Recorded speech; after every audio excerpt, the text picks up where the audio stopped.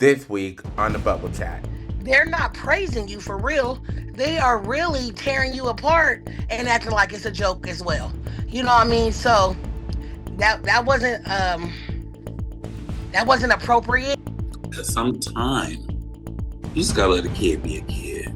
Exactly. I'm sure every kid, every child should have jumped on a bed with their shoes on. This was all about that medical premium insurance policy that they were tired of incurring, because you got to think, see, she went through the fluffle of the fuckery. Just learning about it honestly makes me think about how James even has the room to say his opinion on people losing their jobs. Because whether it's because of budget cuts, a company shutting down, or whatever the reason may be, and that is just a huge part of my issue with this whole thing. Legal battle brewing in the tech of music worlds. Pop star what's her name? Dua Lipa. Dua Lipa. I'm sorry. Hold on.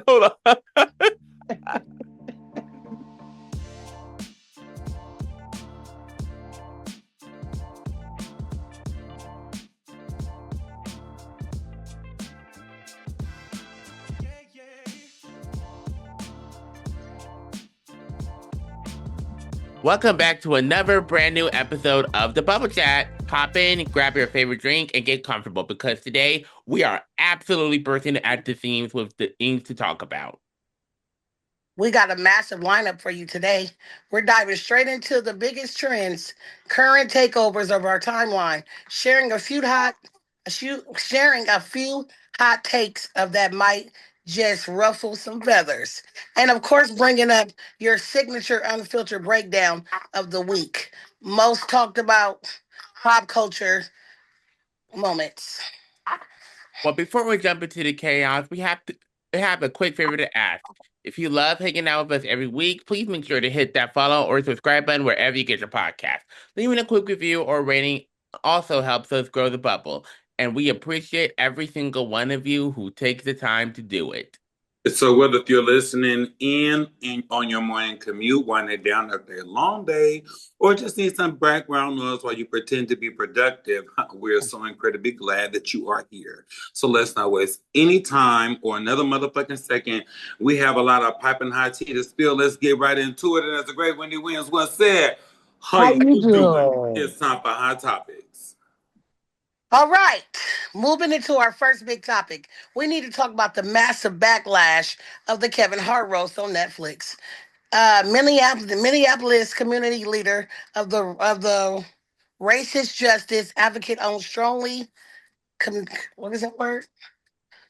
Commending a joke. Condemning a joke made by comedian Tony Hinchcliffe. During his closing set, referred to Kevin Hinchcliffe said, "The black community is so proud of you. Right now, George Floyd is looking at us laughing so hard he cannot breathe." Oh, wow. Yeah, that wasn't cool. That he cannot breathe. Wow. Hold on, guys. I lost where I was at. Oh, looking down at us, looking up, laughing so hard because he can't breathe.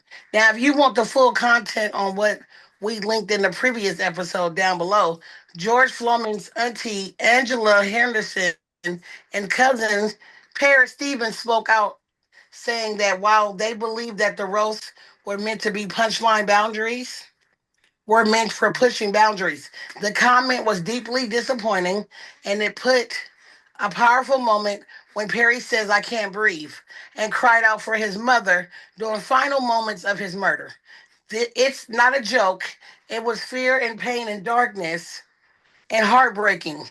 These words impacted millions of people across the world. Advocates are also pushing back on Monique. What's her name? Clitoris Dottie, co-founder of the Black Lives Matters Minneapolis, called the segment cruel, reckless, and deeply disrespectful. Meanwhile, civil rights attorney Nikema Lee Armstrong, Citizen Netflix, and corporation media platforms for even discussing this as content. Oh, wow. because this was advocated or demeaning accountability, Demanding accountability. demanded accountability for four specific ways. One, first, a direct public apology from Tony Hinchcliffe to George Floyd's family and people of Minneapolis, Minneapolis. Minneapolis. Thank y'all. Second, the algorithm. yeah, a second public statement, accountability measuring from Netflix. Third, a public response from Kevin commending the remarks that Condemning. condemning the remarks that aired under his platform. And finally, removing the edit of the segment for all the future broadcasters and streamers. So I want to turn this over to you guys. What are your thoughts? Do you think that the demands of accountability are justified, or do you think the roast should just completely be off limits to censorship? Censorship. Censorship. What do y'all think? I want to dive into my own thoughts on this because Mhm. honestly, I believe the demands for accountability are justified, and the call to action following this is completely imperative. First and foremost, I don't blame George and Floyd's family at all for speaking up and expressing how they feel. Their feelings are 100% valid. You know, when that video originally released, it was horrifying. I can't even imagine the fear that George felt in his final moments while dying, while Derek Chauvin kneeled on his neck. Now, as far as the footage of Kevin Hart laughing during the set, I've been thinking about this a little more. Now, I could be wrong, so listeners, correct me if I'm wrong, but we have to remember how editing works. That could easily have been a clip of him laughing at something else entirely, and whoever was responsible for the editing placed it while Tony was telling the joke just to paint Kevin as the bad guy. And half of me doesn't, because half of me really doesn't feel like Kevin was laughing at that specific joke. Because honestly, as a black man, this isn't something I would laugh at all. You know, and I feel like since George is passing, we have seen so much activism, education, reflection, and deep conversations with each other and with ourselves. And his death affected millions of people. And it's not just Tony Hinchcliffe. Look at Shane Gaines. He also needs to hold himself accountable for making a joke about lynching. And I said this in the bubble chat last week that we are talking about a deepful, painful history in the U.S. where, according to the NAACP records, thousands of lynchings took place between 1882 and 1968. Because that is real trauma, not a fucking punchline. I said this before last week, and I'm saying it again. The comedian community needs to do better. They have to stop using the "it's a joke" card to escape backlash. Tony, Shane, and comedians like them should be holding themselves accountable for making jokes like that, especially when the community and families like George are rightfully calling them out and condemning that behavior. Coming from a comedian myself, and Adonis, you might be able to identify with this too. Sometimes people say we go too far. Like even with my own family, my brother has said I've gone too far before. My mother started crying because I told a joke about some stuff that that she felt like it hurt her. So um about the Floyd one though, I watched the whole roast. I didn't even hear that joke. But if it's on there, it's on there. You know what I mean? But my thing is, we do need to be sensitive if someone lost their fucking life. In that same situation, I cannot breathe, and we're making a joke about it. I don't really joke about stuff like that because that ain't funny to me. You feel me? Right. Like even the whole Netflix thing about how all those white people was talking to Kevin, like to me it was like, damn, Kev, it's like you lost your black card a little bit and hired all these white people to do your show, and you let them talk about Cheryl Underwood like really, really bad. To saying that they couldn't see her unless it was like we can't see Cheryl because it's midnight. They did a lot of racial shit on this roast. And to me, it was like, remember when they used to have the black people be the entertainment for white people? And then they would laugh at us and all of that shit. That's kind of how I felt when Kev was laughing at this stuff that they were saying about him. And I'm like, damn, that's my favorite fucking comedian. Everybody knows that's the reason I am a comedian. But at that moment, I was like, they're not praising you for real. They are really tearing you apart and acting like it's a joke as well. You know what I mean? So that wasn't appropriate about the George Foreman joke. I mean George, not George Foreman. Excuse me, George Floyd. George Floyd. Fuck. Now you see, I got his name wrong, but that was funny. But you know what I mean? That was not cool.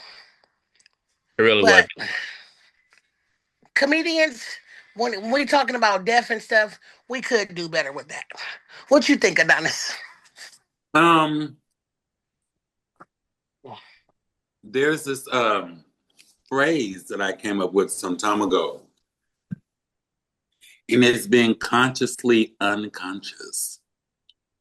Where you are consciously aware of maybe the subject, the person, what you are saying, but you are totally oblivious and unconscious of what your words, how they impact, what they truly, truly mean, and how someone else is interpreting them. Yes. Being an uncouth truth speaker, all right? Having no shame and having rights to talk about any and everyone. I have totally crossed the line before, but I don't believe I've crossed the line in a politically controversial, tempered subject or person, because I am consciously conscious of the things that I am speaking of, especially who. Now,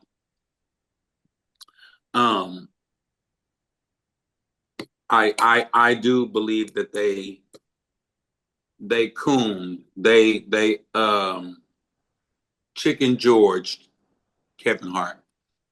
Definitely. And it is what it is. And that's all right, because that's what happened. Yeah, But I don't even think he know that they did that. well, okay. Well, next up, we need to talk about actress Hayden Panettiere, who just opened up in a really raw interview with The Hollywood Reporter about the long-lasting impact of starting her career as a literal baby. This interview comes right at ahead of the May 19th release on her memoir, This Is Me, A Reckoning. When she was asked about feeling constant pressure to work and honor commitments, Hayden said, I think, and I quote, I think it was the way I was raised. I was groomed. I was like a little soldier, and I always have been. No was never an option. She described her childhood as just being told, here are your here are your scenes, here is your dialogue, memorize it, hit the marks, do what your director tells you to do, adding that she just took her marching orders. But it even gets heavier, and she explained that as she got older, the line between mother and her manager became totally blurred, and she started viewing her mom strictly as her boss. Hayden recalled that everything was business and said, I became the confidant and the assistant and the therapist and the shoulder to cry on and everything but her child. Ultimately, she had to work up to courage to sever the professional relationship when she was 19 years old while filming her NBC show Heroes. Because at the end of the day, she just wanted her mom to be her mom. Um, I've covered many stories like this on the podcast, and to this day, it's a heartbreaking look into the reality of child stardom and the toll it takes when family and business gets mixed up. What do you guys think about Hayden's revelation and the pressure put on a child actors in the industry? I want to I start with just saw the interview this morning on The View. And what made her so famous was that she was a tearjerker. She could just cry at the drop of a dime. So her character at 4 and 5 years old had cancer. Wow. Then when she got like a preteen or the 2-digit numbers, like before she was like 14, then she killed her mama's boyfriend on the soap opera. So it's like every episode she is crying. Like you know, like all the time, all the time. So she was like, that was very, very stressful because, like, you know, it was, she said it was like tears were like breathing. She just always had to cry. She could just do it on point, on focus, on time, XYZ, blah, blah, blah, blah, blah.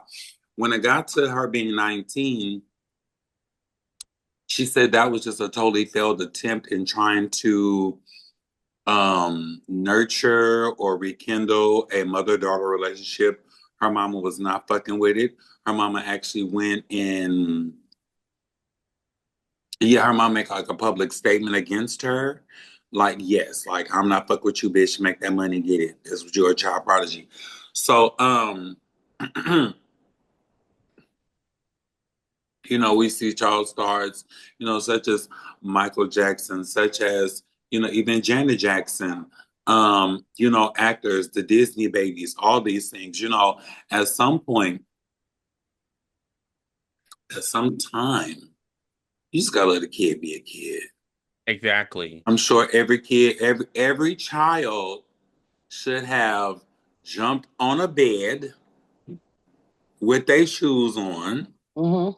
Every child should have like chased bubbles, right? Well, the jumping on the bed part Well, I'm is just saying that's just a kid thing. You know, yes. like if they, even though when you know you're not supposed to do it, you're gonna take the opportunity to jump your ass in that goddamn bed. Yeah, that's how my daughter That's like a passed, jumping on the pastime. bed. That's why I was like, jumping on the bed is like, I'm really against kids jumping on the bed just because my baby died that way. But that is a kid thing because they was having hella fun doing it until they got their butt caught. Playing hide and seek. That is a pastime of a child.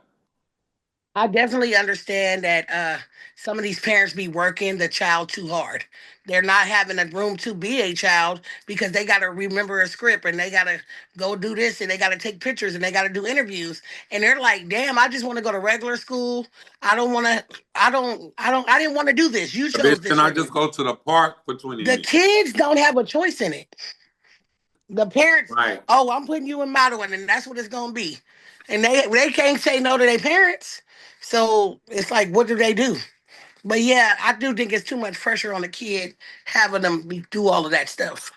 I'm just I happy really that think she found her voice. I'm sorry, nephew. I'm just happy that she's not on drugs, that she isn't damaged, and that Hmm. she found her voice and she's actually been able to share the story in a healthy manner. That's the best part of this story. Even though I she, haven't seen the interview yet. I gotta go watch it now. So go ahead, nephew. all right. I just want to say I really want to take a moment to praise Hayden for having the courage to speak up about her experience, and I completely sympathize with her because it takes a massive amount of guts to lay your trauma bare like that, and especially when it involves your own family. It makes you think about how the industry operates, at least at the time. Honestly, I feel like if child age appropriate jobs descriptions in the acting industry and the protections were set up then back then and the way they are now in most cases, maybe we wouldn't have to keep hearing these heartbreaking, traumatizing experiences from former child stars. But back in the day, whether it was Nickelodeon or Disney Channel or any other major project, the focus was purely on making money. I mean, these kids are and teens were treated like full on adults, and they were expected to perform at a high level, all while balancing school. And because of that, they missed out on so many normal child and hood and teenage events that regular kids take for granted. And I feel like the sad reality of that is they felt forced to make those massive sacrifices because a lot of people don't realize the hardships these kids and these families were facing behind the scenes. Because in some cases, these kids were the ones taking care of a sick loved ones because healthcare plans and costs were sky high, or their family was on the absolute verge of eviction, and the pressure on a child to carry that financial survival of their entire household is just insane. I'm just honestly glad that Hayden is finally getting to tell her story on her own terms, and I hope the industry keeps moving forward toward actually protecting these kids instead of just profiting off them. yeah, I believe the children are our here we go, future. Danielle. Your man in here singing it. I believe the children are the future. It's as simple as that. Go ahead, nephew. All right. Well, for our next story, a widowed father from Rhode Island is speaking out after winning a deeply painful legal case against his late wife's parents over visitation rights with his daughter. Scott Naso shared that he has been living in absolute survival mode ever since his wife, Sharzad, I hope I said that right, Sherry Naso passed away in 2024, leaving him embroiled in a bitter legal battle with his in-laws. To give you some background, Sherry had previously battled breast cancer, enduring multiple rounds of chemotherapy and radiation before thankfully going into remission. Following her recovery, she and Scott married and started a family with the help of a surrogate, welcoming their daughter. Because Sherry's parents lived nearby, they would help step in and help out when the family needed. But things took a devastating turn in 2023 when Sherry started to feel unwell again. Scott explained that her parents allegedly insisted that her symptoms were just related to Prozac withdrawals. Scott said, Mm-mm. as a person and not a doctor, I believe it. Rhode Island family court records actually show some of the text message conversations Sherry had with her parents during this time. In the messages, whenever Sherry complained about the severe symptoms she was experiencing, her parents repeatedly told her that she didn't need to see other doctors and that she should just wait it out. It's truly heartbreaking. It's true. It is a truly heartbreaking situation that ultimately tore this family apart. And honestly, I hope Scott gets all the help he needs and all the healing that he can get. Because not only was this an unfortunate experience, but it's also traumatizing and also just exhausting financial wise. Yeah, I can't imagine what it's like for Scott to raise a child alone, especially in some cases where the the baby didn't even get a chance to meet her mother because of his death. What are your thoughts on this tragic case and the legal battle that followed? So let me tell you the first thing I thought about. All I want to know is who insurance premium was she on? Okay, because we didn't ran the chemo, we didn't ran the radiation, bitch. You got to go to the regular doctor. You got to get into remission. Yeah, see, see, they was like, see, bitch, hold up, stop, wait, no, and don't.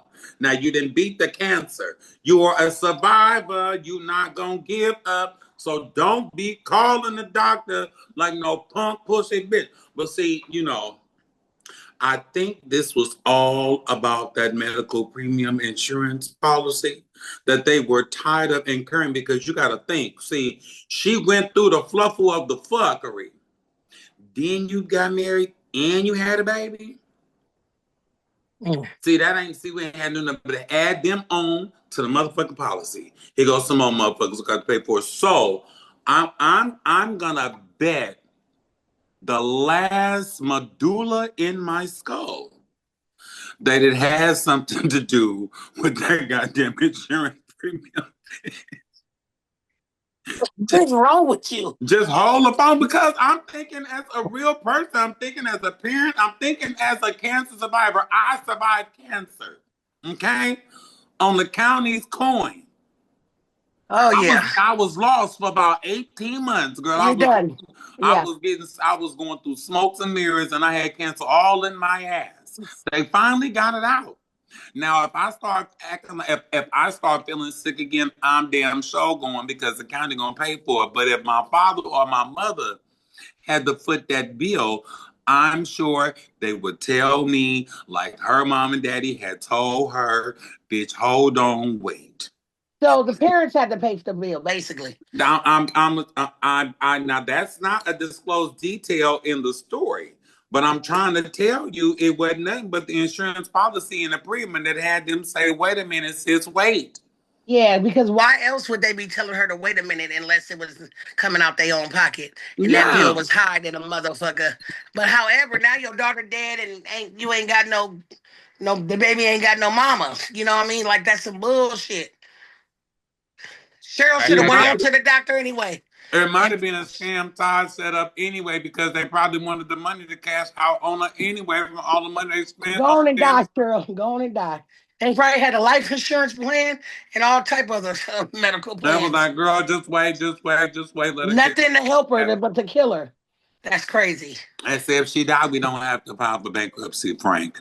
Right. You know, Because we got this policy out on her. after grabbing all the bits and pieces of this case, I just feel so incredibly bad for Scott. You know, I can't even imagine the massive toll this has taken on him, especially financially. Because when you think of a timeline from his wife's initial cancer diagnosis to her tragic passing to this brutal legal battle, just to secure his parental rights, he has probably spent an astronomical amount of money. And I'm talking about chemotherapy costs, wedding costs, surgery costs, medical costs, and then an amount of legal fees just to win the court case. And it's enough to completely drain a person both emotionally and financially while he's actually grieving. But what I found really shocking and honestly just reprehensible was what allegedly happened with the grandparents. Court doc court details revealed that Sherry's parents allegedly pinned Scott's young daughter to the ground and forced a syringe of prednisone, I hope I said it right, down her throat. And then her pediatrician later had to treat her for croup, which is an upper airway infection causing severe swelling around the vocal cords and windpipe.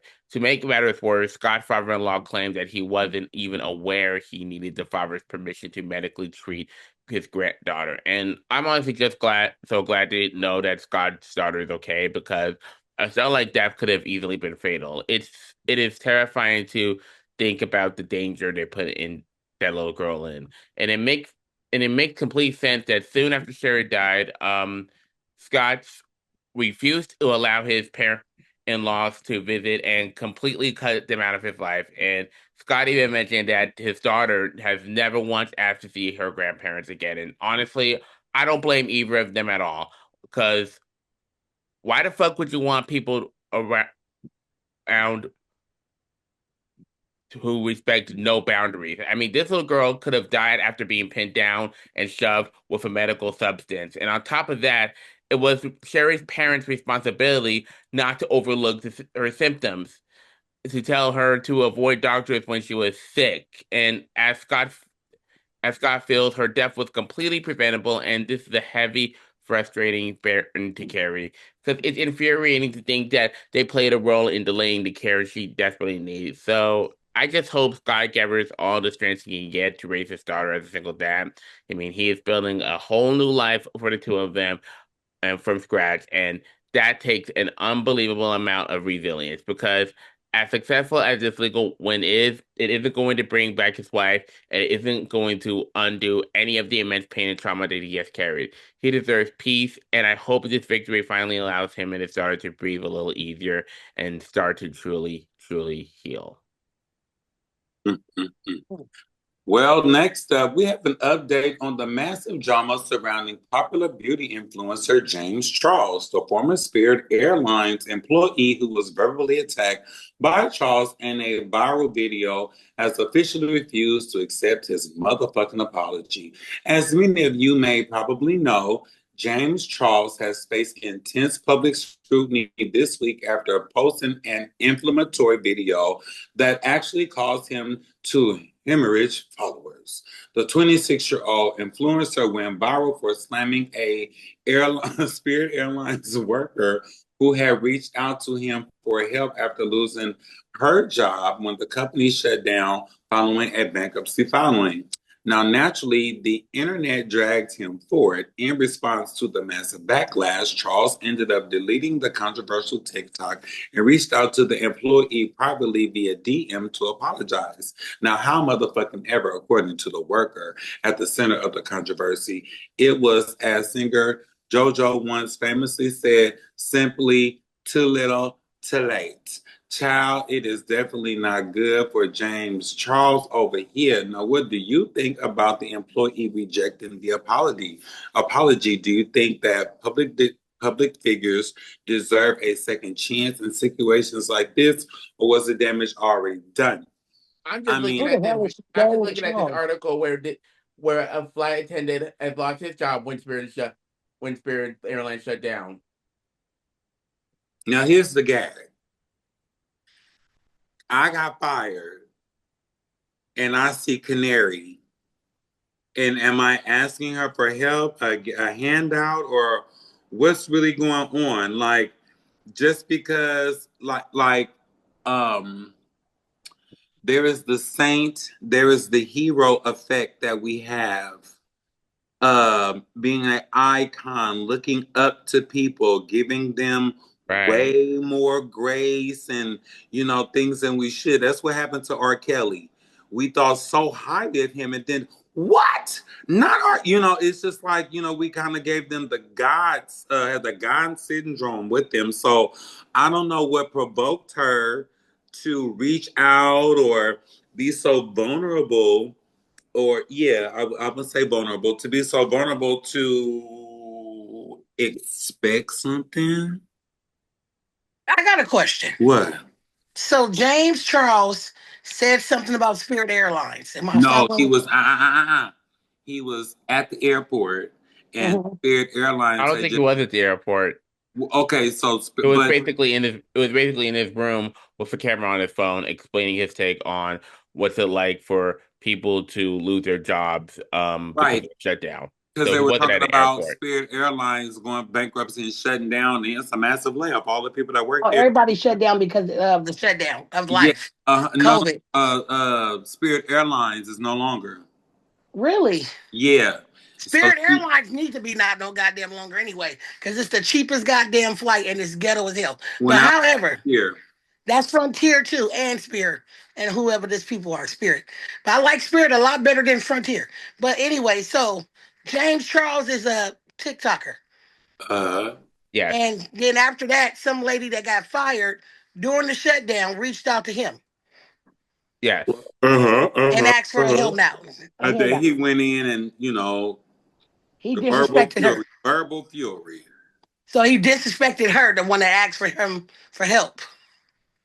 And then she like, oh, so now don't apologize to me now after you drug me on the internet. And I'm broke. I'm broke. Mm.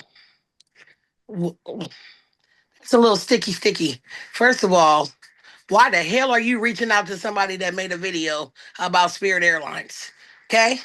Sis. I mean, what was going on? Yes, we know It's you broke, but that is not that man's responsibility to give you a handout, a shake out, a exactly, hand up, exactly. a leg of a shake, a hug. He don't give a damn. Now, I think this is another example of being consciously unconscious. Yes. You're talking about something, someone chimes in on your live, on your feed, in your comments, and then you reply, and then you don't know how impactful your words or how they're gonna take your words, what you're saying. You see, Yes. does that make sense? Being Well, yeah, unconscious. that's kind of like when I had did do rag on prank calls, and the lady was totally having a bad day. She came up there with a pow pow trying to kill do rag because she really had a bad day, and I tore in. Not Juju. Yeah, she tried to kill do rag. It was I crazy. like Juju.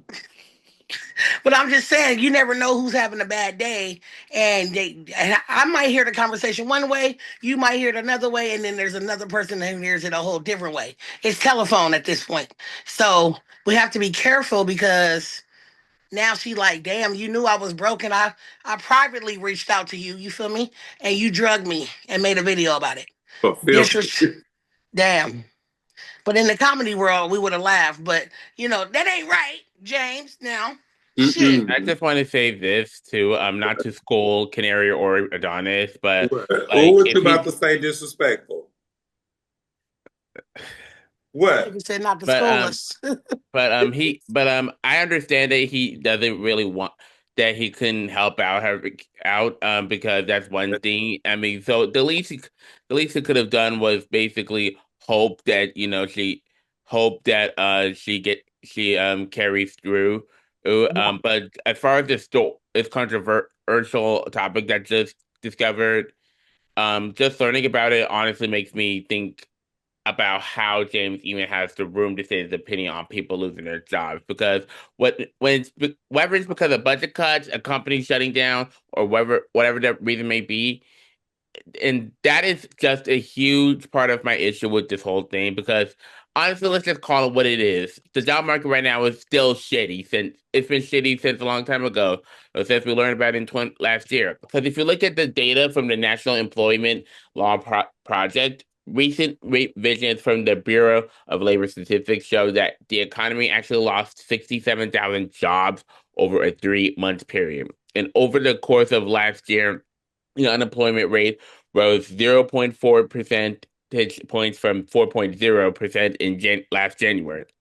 By They better December, there find were him a talent. there were approximately 659,000 more unemployed workers than there were at the start of the year. And just from my own experience living in this real world after graduating college, so many people have to wear multiple hats just to get by, and because having one job alone isn't enough to cover basic living expenses anymore. People are literally out here forcing themselves to choose between eating, keeping a roof over their head, or paying their bills. It is anything but easy. So I feel like hearing the tone James used to say his opinion on people facing layoffs, like the Spirit airline workers who lost everything when the company shut down, it really highlights how out of touch he is. Because he's saying these things because he has never had a real traditional full-time job. He started on YouTube at a very young age, posting makeup tutorials for years. Because in my personal opinion, I feel like it is completely wrong to put out such a controversial, dismissive take on a platform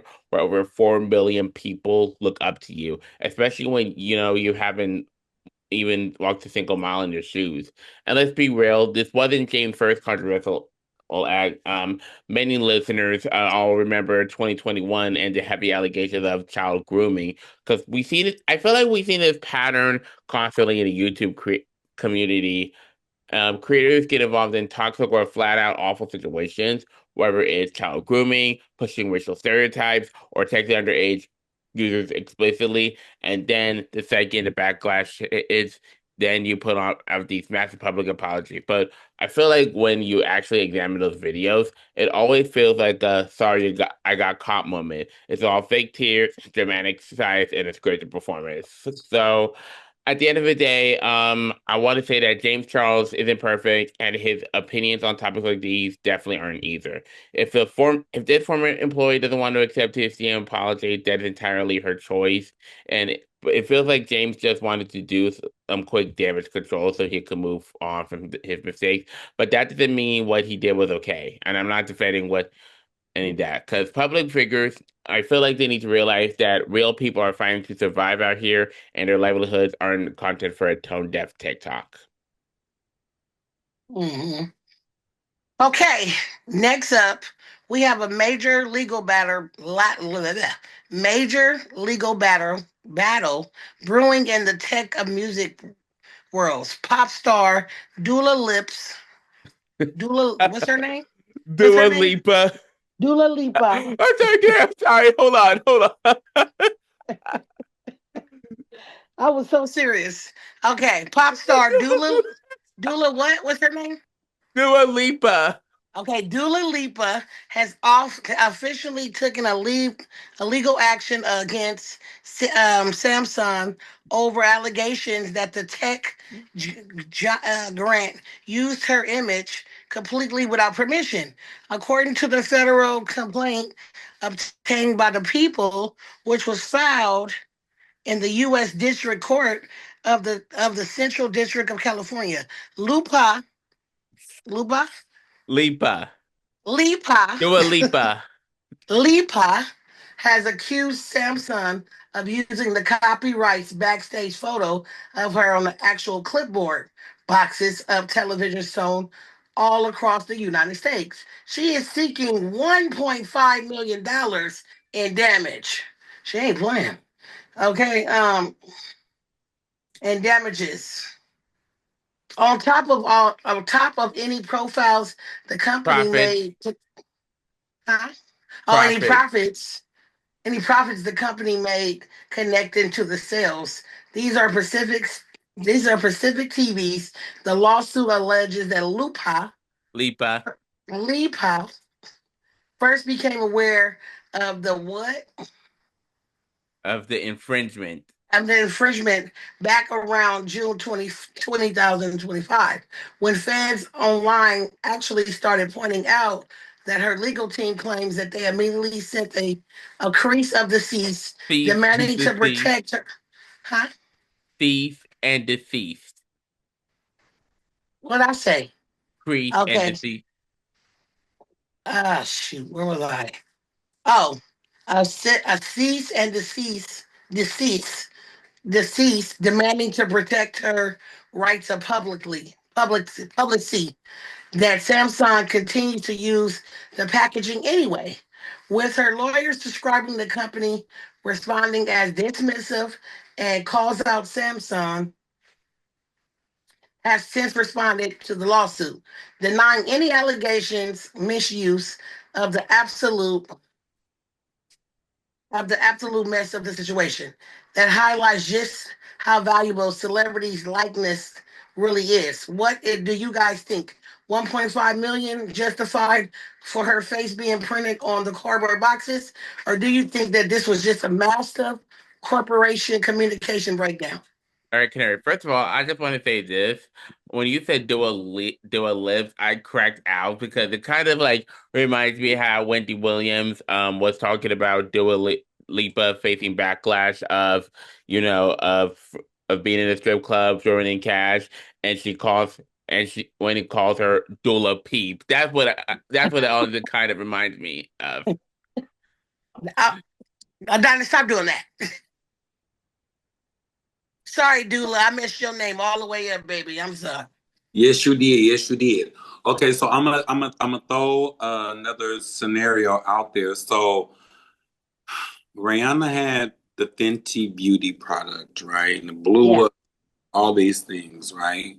And the reason why she got the product was because it was like an inside job. They put Fenty was already going to come out. They put Rihanna's name on it because of her following and her global reach Mm-hmm. and her influence. The same company that owns Fenty owns Sephora. Sephora is the exclusive all retail vendor of Fenty, right? So all these dots, they all connect each other. So with Samsung, whoever owns Samsung, because what's going to happen is there's going to be some type of streaming that you can get all the Dua Lipa shit. There's gonna be a perk, but it all works together. This company owns this company is connected to that, put her on the face of it, and all of the dominoes will fall down. But she don't want her face on there, right? So she's suing because of that. Too late. It's too late, love. But And she gonna get paid for this though. Either way it go. that's what I was gonna say. So that's what the streaming is gonna come in with the Samsung. You probably gonna make more than 1.5 million, sis. Calm down. Go on and use my face, because now I'm gonna make more than that. Every time somebody print my face out on this cardboard, now I'm gonna make more money. She's probably gonna make more than one A something. milk carton, bitch, leave me alone. Is she on a milk carton? What the hell is she on? I'll be on the back of a milk carton, bitch, leave me alone. I don't know. I don't even know what the hell the lady is, nor her name. Sorry, Dula. You know, oh, What? What is it? did you call that girl Dula, bitch? What is it? Dua Lipa. Yes. It's Dula. Dua Lipa. Dua Lipa. Now I'm Yeah. gonna have to go look this lady up. Dua Lipa. Don't do it. It ain't even worth it. You can't even say her name right. Why you want to know what she look like? I just want to know what picture she on and what box she crying about. Cause bitch, See, I love Dua Lipa. Dua Lipa is the shit. Well, pull her up on the other phone so I can see her real quick. Dua Lipa and Doja Cat. They're pop moguls. Well, baby, you already on millions of boxes, and I don't think the company taking it down. So Of the milk carton, Berkeley Farms, bitch. yeah, it's too late, sis. Go on and collect them royalty checks and go on and sit down, simmer down. We got people getting cut off welfare. You crying about being on a goddamn box somewhere. Gas about $18. Hello, cigarettes $24.99. Get out of here, Dula Lapa. And the strawberries got cancer. And you crying about being man. I wish I was on a box somewhere. Goddamn. And I ain't talking about a coffin box, Lord. Not right now. But put All me on right, somebody's Cindy, Tindy, Tumu, whatever box. Shit. The hell is we crying over the box for? You want 1.5 million, girl, bull. You about to make more than that. I will shut the fuck up. She should ask for 15 million? Yeah. Because she only want 1.5. Mm-mm. That's kind of low. I want 15. I want to make 15 million every time this box come out. How about that? I want to make me $15 million next year. Okay, Okay, speak it. okay, Hey, okay, okay, hey. okay, okay. Okay, we getting off board. Okay. Okay. Speak All right. it. Okay. Okay. All right. I just want to say this. Looking at this case really takes me back to growing up and seeing how brands use star power. I remember constantly seeing advertisements on television or product packaging designed to get customers initially hooked, whether it's promoting a new movie, a massive TV show, a new real life for Disney Plus, or famous artists like Hannah Montana. It's an age-old marketing tactic, or maybe Taylor Swift. But here's No, leave that white fish in her can. You had to pull out that Swifty sardine, didn't you? Oh my God! You just couldn't do it, huh? You just had to do it. They say she possibly pregnant. You heard it, right? You heard it, nephew, right? She about to have some caviar. You heard that, right? Oh no! Yes. I'm screaming. He did all right, but here's what the breakdown happened, and it's likely that this exact reason this $50 million lawsuit is taking place is because I feel like Dua Lipa never actually collaborated with Samsung to advertise these televisions. And I just want to make very clear, I'm not a lawyer, I'm no legal expert, but when you officially collaborate with a brand, there is a strict legal process. You sign contracts, you do photo shoots, and most importantly, you make sure that your explicit permission is given to the advertiser so everyone is on the same page about where and how your face is going to be used. I'm trying to tell you. If Samsung just grabbed a copyrighted backstage photo and slapped it onto retail boxes distributed across the entire country without formal partnership, that is a massive violation. Because I feel like you can't just use a global superstar's likeness to help move your inventory for free. Because as an artist, your image is your life brand and your livelihood. If you didn't sign off on the deal, you aren't getting a cut of the profits, and you have no control over how you're being represented. It'll be fascinating to see how this plays out in court, but it serves a huge reminder to major corporations that you cannot skip out on proper licensing, no matter how big they As long are. as they ain't got Dua Lipa looking like the McDonald's chicken sandwich on Burger King, I think we'll be all right. I just like they did Spice. They made her. She made a whole sandwich. Don't end up looking like Mary on top of a table behind in the Samsung store. We're gonna be all right. Oh my God. So I feel like she had to put some permission in it though, because how can they just release your picture? I'm trying to tell you, when you get that phone, you're gonna do some streaming, and she's gonna be at the top of the goddamn streaming. Right. It's a no-brainer, but girl, anyway, I'm reading it. As we continue to celebrate Asian American and Pacific Islander Heritage Month, we want to keep shining a beautiful spotlight on creators and artists who are breaking barriers and making a massive impact. Today, we have to talk about the incredibly talented E.M. Songi. I do hope I said this right. Right. As many of you remember, E.M. absolutely stole the hearts of the nation in season 21 of American Idol. His emotional audition singing Monsters as a tribute to his late father, becoming one of the most viral and memorable moments in history of the film of the show. And he went on to make history as the first ever Pacific Islander to win the competition. But winning Idol was truly just the beginning for him. He has been working tirelessly touring the world, and he just recently hit a major milestone. He actually returned back to the American Idol stage to do a couple of months. He returned back to the American Idol stage a couple of months ago to perform the title track of his brand new, highly anticipated duet album, Good For My Soul, which just dropped in March of this year.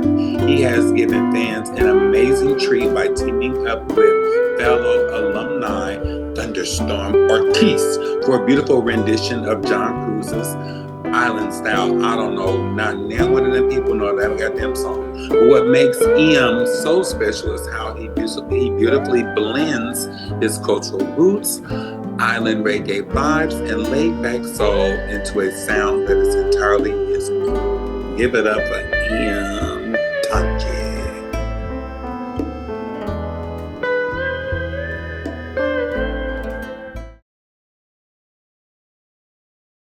Okay. And we're right back. Welcome back to the Bubble Chat. I hope you guys stretched your legs and grabbed a refill, because now it's time to slide right into the next segment of the throwback topic. Boom, boom, boom, boom.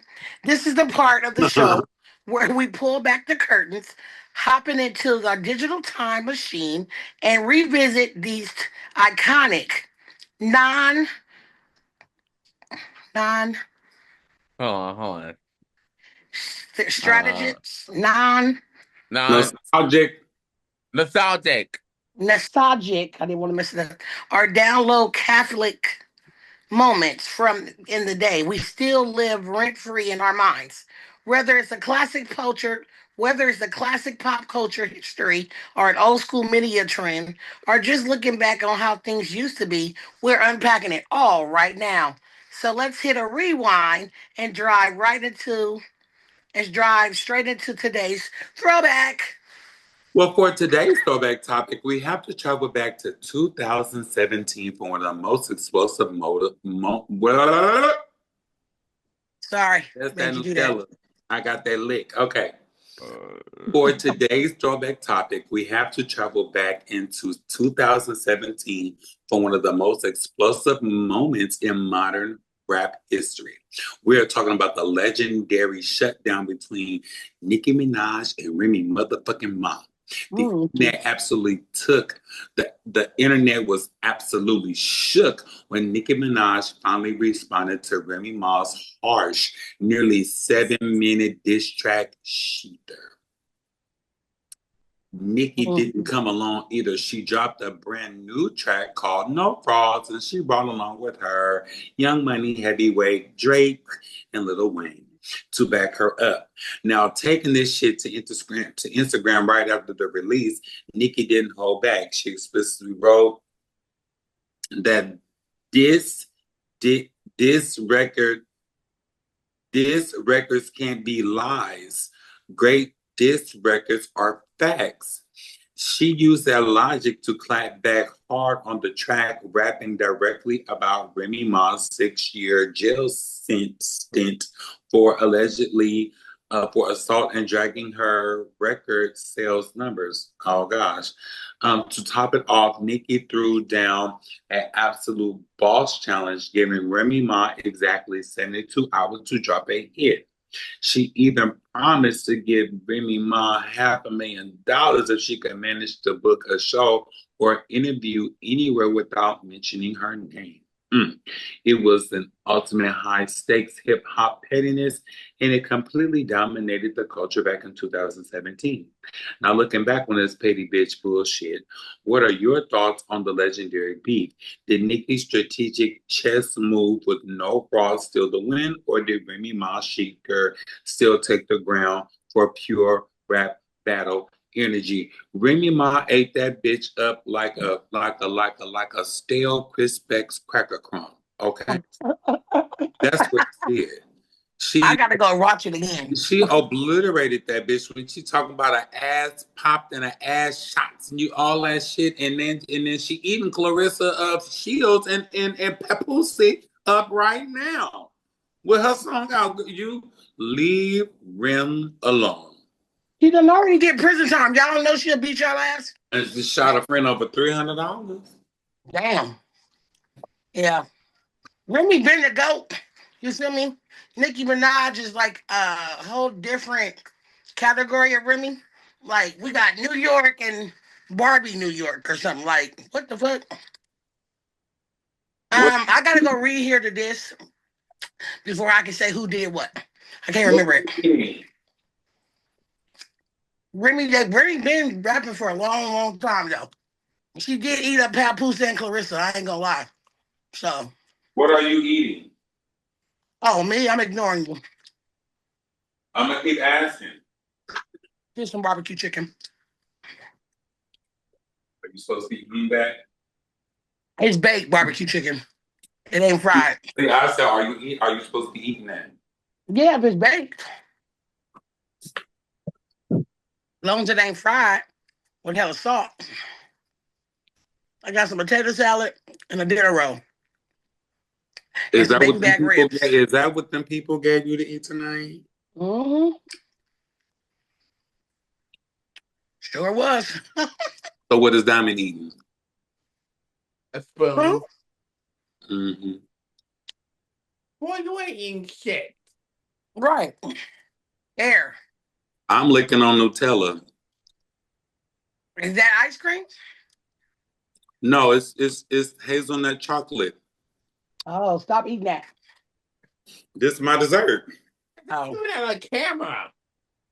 Oh, Y'all, okay, get back to Memory and Nikki. Hello, y'all. Let's take it home, baby. It's your turn. Oh, we all talked about it? I didn't hear my nephew say nothing about it. It was a throwback moment, fool. Oh, yeah, okay, so, He and was just only like 3. that, we're going to clock the fuck out. We have covered a lot of tons of... What?